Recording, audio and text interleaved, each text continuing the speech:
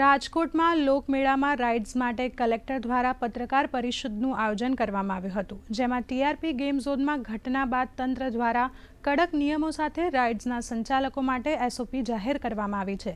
Ride સંચાલકોએ આ એસઓપીનું કડકપણે પાલન કરવું પડશે. સાથે જ કલેક્ટર સાથે સંચાલકોએ બેઠક યોજી હતી.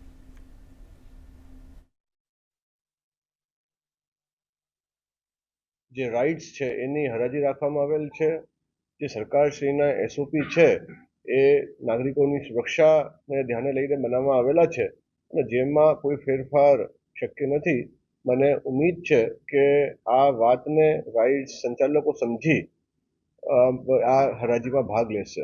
નિયમો જે આવ્યા છે એમાં બંને કેટેગરી છે. 3 મહિનાથી ઓછી એટલે હંગામી રાઇડ્સ અને કાયમી રાઇડ્સ એટલે 3 મહિનાથી વધારે, બે પ્રકારની કેટેગરીઓનું એમાં નિયમોમાં ઉલ્લેખ છે અને જે ગાઈડલાઇન્સ સરકારશ્રી દ્વારા બનાવવામાં આવેલી છે એનું પાલન અમારે કરાવવાનું રહેશે.